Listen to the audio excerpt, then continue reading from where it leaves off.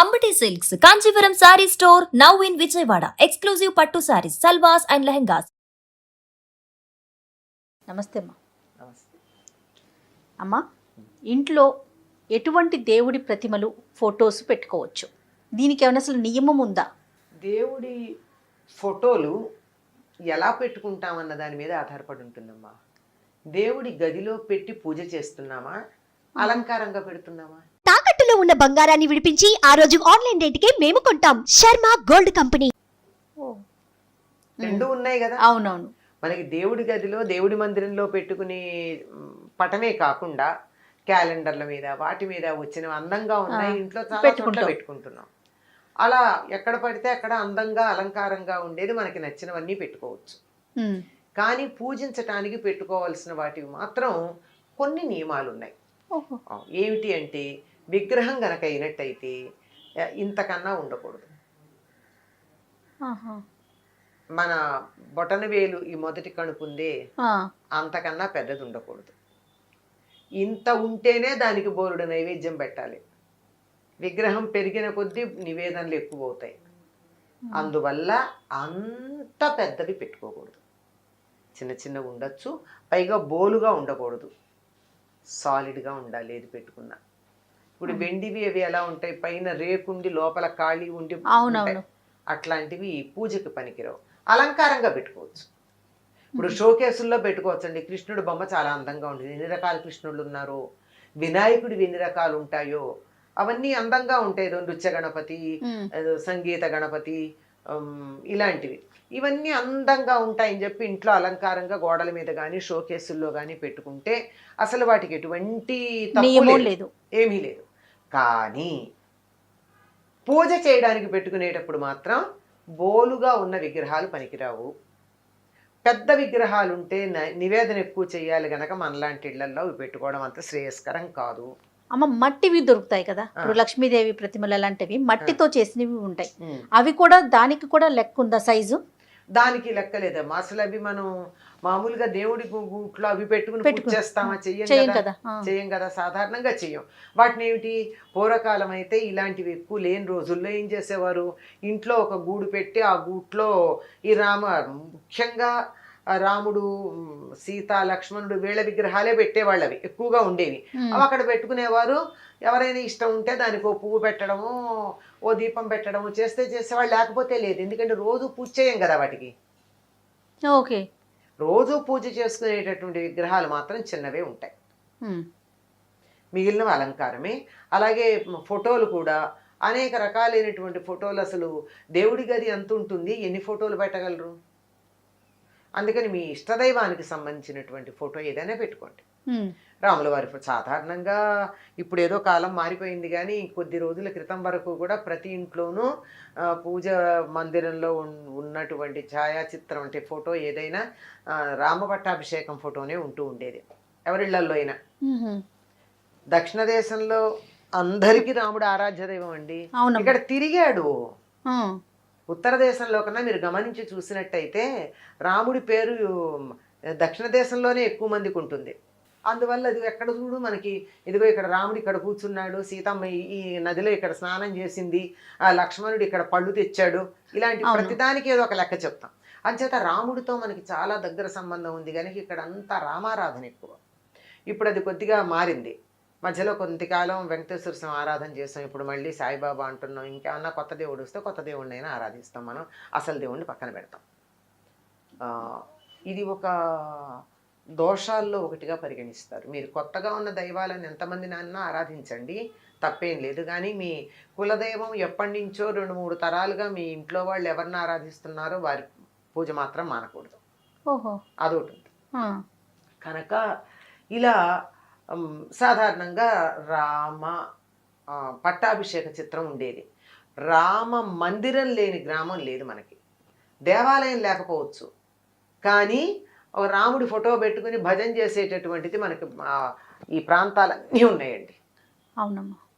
ఎంతంటే ఈ విజయనగరం, శ్రీకాకుళం జిల్లాల్లో నుంచి మలేషియా ప్రాంతానికి కూలీలుగా వెళ్ళినటువంటి వాళ్ళు కూడా ఈనాటికి ఒక దీపం స్తంభం పెట్టుకుని రామభజన చేస్తారు. ఈ రోజు కూడా మనం మానేసాం.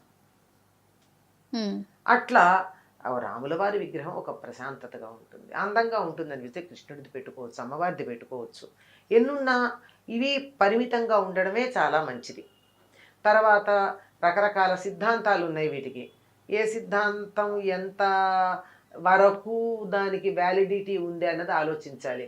ఏదో ఆంజనేయుడి ఫోటో ఇంట్లో వస్తూ ఉంటే ఎట్ట ఎదురుగా సింహద్వారంలోంచి రాగానే ఎదురుగా ఉండాలని కొంతమంది, లేదండి వినాయకుడు ఉండాలని కొంతమంది ఇలా చెప్తూ ఉంటారు. మీ ఇష్టదైవాన్ని, మీ ఒపీనియన్ ఏంటమ్మా? ఏ ఏ రూపంలో ఉంటే ఏం దయ దేవుడు, రూపాలు వేరు కానీ తత్వం ఒకటే కదా. అంతేగా. అంచేత వాటికి పెద్దగా మనం అనుకోవాల్సిన పని లేదు.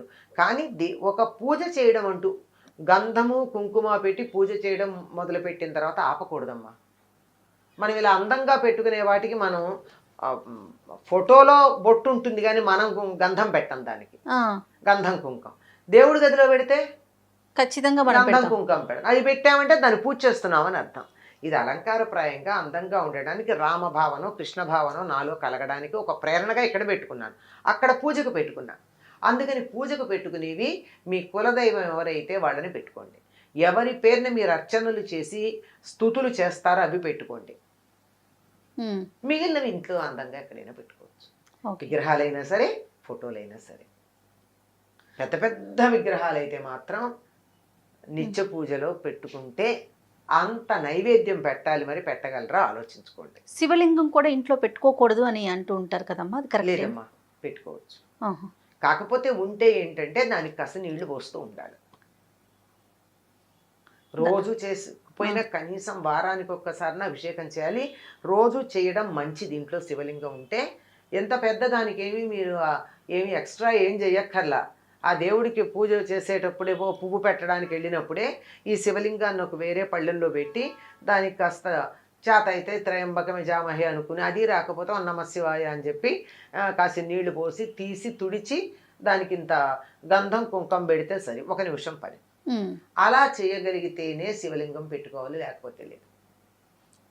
నేను చెయ్యను కానీ నాకు లింగం కావాలి అంటే బాగుండదు. ఓకే, లెక్క ఏమన్నా ఉందమ్మా సైజు? అలా ఏం లేదు. లింగానికి శివలింగానికి ఏం లేదు. అది మామూలు తయారు చేసిన లింగమా సాలగ్రామమా అన్నది. సాలగ్రామాలను బట్టి దాంట్లో తేడాలు కూడా. దేవుడి ఫోటోలు ప్రతిమలు కొన్ని పాడైపోతూ ఉంటాయి కదా, వాటిని ఏం చేయాలమ్మా? వాటిని అది వెండి విగ్రహాలు అనుకోండి, దాన్ని మార్చుకుని వేరే చేయించుకోండి. అంటే కన్ను ముక్కు స్పష్టంగా ఉన్న విగ్రహాలకే పూజ చేయాలి కనుక అలా, లేకపోతే మార్చి చేయించుకోండి. ఇత్తడివైనా మార్చి చేస్తారు, అంతేగాని వాటిని ఎక్కడ పడితే అక్కడ పారేయకండి. ఒకటి. ఇంకా ఛాయాచిత్రాలు ఫోటోలు ఉన్నాయి, ఈ ఫోటోల్ని తీసుకొచ్చి రోడ్ల మీద ఎక్కడ పడితే అక్కడ పారేస్తూ ఉంటారు, చెత్త కుండీల్లో పారేస్తూ ఉంటారు. అది సరైన పద్ధతి. నీ ఫోటో ఎవరైనా పారేస్తే నీకు ఎంత కోపం వస్తుంది? అవును, బాధ కలుగుతుంది కదా. మరి దేవుడిని నువ్వు పూజించే దేవుడి ఫోటోని ఎలా పారేస్తే అది సరైన పద్ధత? దానికో పద్ధతి ఉంది. సో దేవుడి గుళ్ళో వదిలేసి వస్తూ ఉంటారు. ఏం చేయాలి, ఏం చేసుకుంటారు దేవుడి గుళ్ళల్లో వాళ్ళు? అవును. అందుకని వాటికి ఏమిటంటే చక్కగా వాటిని తీసుకుని వెళ్ళి ప్రవహిస్తున్నటువంటి నదిలో వాటిని పూజించి పసుపు కుంకుమ అక్షతలు కుంకుమ మొదలైన పువ్వులు వేసి వాటిని పూజించి వాటిని ప్రవహిస్తున్న నది నీటిలో వదిలిపెట్టడం ఒక పద్ధతి. లేదు నాకు దరిదాపుల్లో ఎక్కడా కూడా నది లేదు, ఏం చెయ్యాలి? వాటిని చక్కగా మంచి చితుకులతో, పిచ్చి పిచ్చివి కదా, మంచి చితుకులు తెచ్చి మంట పెట్టి దాన్ని ఏ దేవుడి విగ్రహం ఏ దేవుడి ఛాయాచిత్రమో ఆ పేరు చెప్పి ఆయన్ని పూజిస్తూ దాన్ని అగ్నికి ఆహుతి వేయడం ఒక పద్ధతి. అంతేగాని ఎక్కడ పడితే అక్కడ పారేయకూడదమ్మా. దేవుని గుళ్ళల్లో పెట్టడం కూడా కరెక్ట్ కాదు. తప్పుగా ఏం చేస్తారమ్మా వాళ్ళు మాత్రం. మనం కొన్నాళ్ళు పూజ చేసి పడేసిన విగ్రహ ఛాయాచిత్రాలకు వాళ్ళు పూజలు చేస్తారా? చేయలేకపోతారు కదా. అసలు ఎందుకు చెయ్యాలి నాకు అర్థం కాదు. అసలు నువ్వు ఎందుకు తెచ్చుకున్నావు? నీకు ఇన్నింటికి పూజ చేసే ఓపిక లేకపోతే ఎందుకు తెచ్చుకున్నావు? దాన్ని భద్రంగా పెట్టుకునే శక్తి లేకపోతే ఎందుకు తెచ్చుకున్నావు? నువ్వు తెచ్చుకుని నీ అశ్రద్ధకి ఎవరినెత్తునో పడేస్తావా బరువు? తప్పు కాదు. అవును. తర్వాత దేవాలయాల దర్శనం చేసుకోవటం, ప్రతి ఒక్కరూ ఇంత ప్రతిమ తీసుకొచ్చి ప్రసాదంతో పాటు ఇవ్వటం, ఇది కూడా చాలా తప్పమ్మా. ఉమ్. దేవాలయాల వెళ్ళినప్పుడల్లా విగ్రహాలు తీసుకొచ్చి ఓ. ఇవ్వడం అనేది ఫోటో అది- ఫ్రేమ్స్ ఎక్కువ ఇస్తూ అది ఉంటారు. అడిగిన వాళ్ళకి ఇవ్వండి. మా ఇంట్లో లేదు, ఏదో నువ్వు తిరుపతి వెళ్తున్నావు, మా ఇంట్లో వెంకటేశ్వర స్వామి విగ్రహం లేదు లేదా ఫోటో లేదు, తెచ్చిపెట్టు అంటే వెళ్ళి ఇవ్వండి. లేకపోతే ఇంతంత ఫోటోలు తీసి వాటిని ప్రసాదాలతో కలిపి ఇవ్వడం. ఏం చేయాలి ఈ ఫోటోలన్నీ? అవును, ఎక్కడ పడితే అక్కడ పారేయలేం. పారేయలేము, ఇంట్లో పెట్టుకోవటానికి ప్లేస్ అసలు ఉండకపోవచ్చు. ఎక్కడ పెడతామమ్మా ఇవన్నీను? ఆ. పైగా కొంతమంది ఫోటో ఫ్రేమ్లు ఇస్తారు, మరి కొంతమంది ఒట్టి కాగితమే ఇస్తారు. అవును, దీన్ని ఏం చేస్తారు? అందువల్ల నేను అందరికీ విజ్ఞప్తి చేస్తూనే ఉంటాను, ప్రసాదం ఇవ్వండి, హాయిగా తింటాం. భగవంతుడి అనుగ్రహం ఒకటి కత్తిగా బాగుంటుంది కదా, బాగుంటుంది. కానీ విగ్రహాలు ఫోటోలు ఇవ్వకండి అని రిక్వెస్ట్ చేస్తాం. అయినా కొంతమంది తెచ్చిస్తూ ఉంటారు. అవును, ఏం చేస్తాం, అన్నీ ఒక పక్కన పెడతాం. మరి దేవుడి దగ్గర పెట్టానో పూజ చెయ్యాలి. ఆ. అందుకని అవన్నీ ఒక చోట పెట్టి కొత్తగా పెళ్ళే కాపురానికి వెళ్ళే వాళ్ళకి, అమ్మ మీరెవ్వరూ విగ్రహాలు కొనుక్కోకండి, ఫోటోలు కొనుక్కోకండి, దేవుడికి సంబంధించినవి మీకు నచ్చిన ఇవన్నీ ఇంత పెట్టె ఉంది, ఈ పెట్టెలో రకరకాల దేవుళ్ళ ఫోటోలు ఉన్నాయి, బోలెడు విగ్రహాలు ఉన్నాయి. మీకేవి మీకు మీ ఇంట్లో మీకు నచ్చిన దైవం ఫోటో కానీ విగ్రహం కానీ తీసుకెళ్ళి ఇప్పుడు మీరు పూజ చేసుకోండి. బాగుంది. అంటే అందరికీ తెచ్చిచ్చేవాళ్ళు ఉండకపోవచ్చు, అవును, ఈ తెచ్చిచ్చేవాళ్ళు ఎక్కువైపోయారు. అందరికీ నేను వీలైనంత వరకు తీర్థయాత్రలకు వెడుతున్నాము అని చెప్పే వాళ్ళందరికీ నేను ఒక విజ్ఞప్తి చేస్తూనే ఉంటా, ఓ, ప్రసాదం మాత్రమే తండి. విగ్రహాలు ఫోటోలు తెచ్చి అడిగి ఎవరైనా తెచ్చి పెట్టమని అడిగితే తెండి, కానీ ఎవరికి ఊరికే ఇవ్వకండి. ఏం చేసుకుంటారండి ఎన్నెన్ని విగ్రహాలు, చివరికి అసలు ఆ విగ్రహాల మీద దుమ్ము పడితే దులుపుకోవడానికి తీరిక కూడా లేనని విగ్రహాలు దేవుడి దగ్గర పెట్టుకుని ఏం చేస్తాం?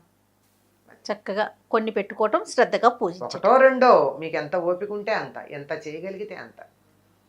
అలానేనమ్మా, తప్పకుండా. నమస్తే. నమస్తే.